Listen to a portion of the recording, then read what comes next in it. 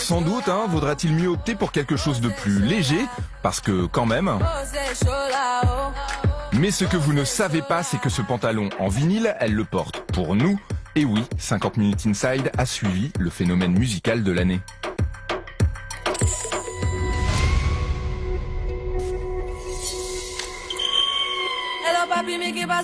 Depuis un an, son refrain est dans toutes les têtes.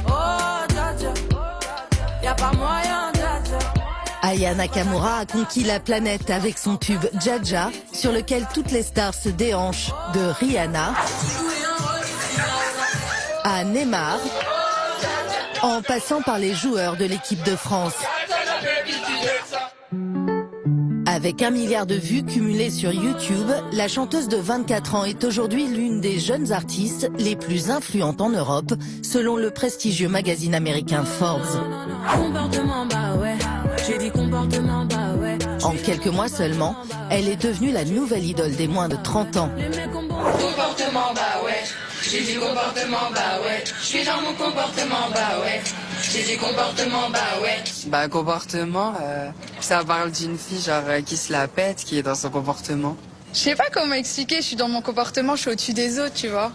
Je pense que ça doit être ça. Est-ce que c'est un peu ton mood là aussi, toi? Complètement. Symbole de femme forte, indépendante et qui n'a peur de rien, mais qui est vraiment Aya Nakamura? De son entourage aux coulisses de sa première tournée, rencontre avec une artiste que personne n'avait vu venir, mais qui fait déjà chanter toute une génération.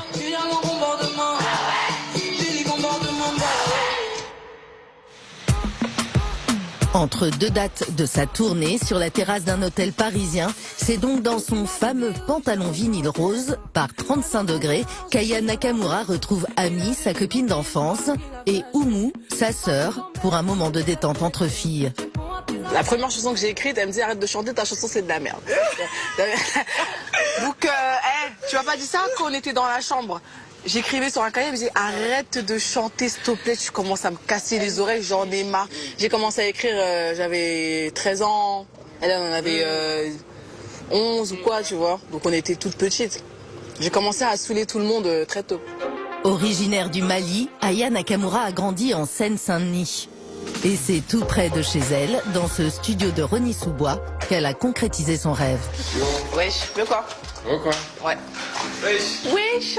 C'est ici que la chanteuse a enregistré plusieurs titres de son album Nakamura. C'est à côté de chez moi, c'est à 10 minutes de ma maison. Je suis à l'aise, quoi. Je peux venir en claquette, jogging. C'est bon, ils me connaissent. Ils ont l'habitude. Vladimir Boudnikov, le propriétaire du studio, l'a aidé avec son équipe à créer les chansons qui font désormais danser la planète. C'est comment de travailler avec Aya, justement? Dis la vérité. Non, franchement, c'est cool. Moi, je trouve que ça va vite, même si on l'embête et qu'il faut la pousser un peu des fois. Ah ouais, moi, je suis une flemmarde. Si tu m'encourages pas, je peux rentrer chez moi bêtement, tu vois. Et les encouragements ont payé. Aujourd'hui, son album certifié double disque de platine trône sur les murs du studio. Et le 4e single, Pouki, explose déjà les compteurs. Une chanson qui invite à se méfier des gens qui parlent dans le dos des autres, les balances ou Pouki en langage Aya Nakamura. Un langage unique mêlant français, anglais, malien et argot qu'on a d'abord cherché à lui faire gommer.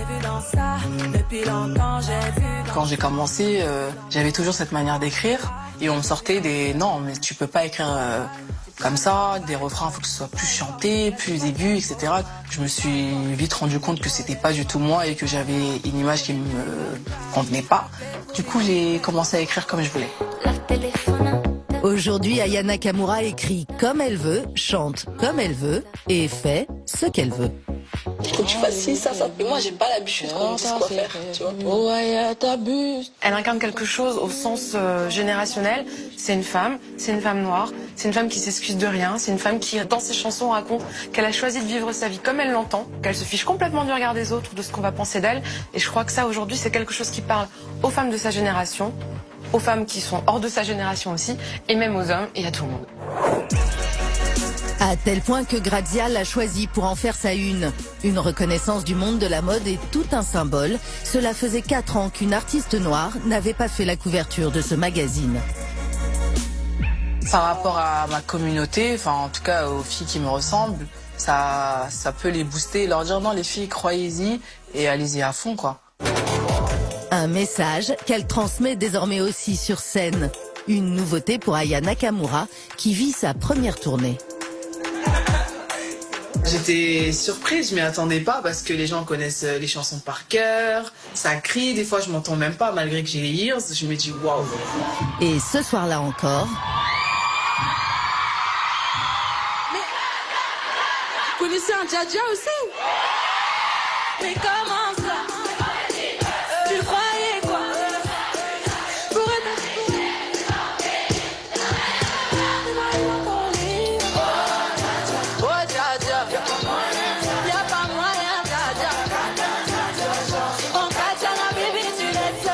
Aya Nakamura sera à l'affiche de plusieurs festivals cet été avant d'entamer en novembre une tournée des Zéniths. On va maintenant parler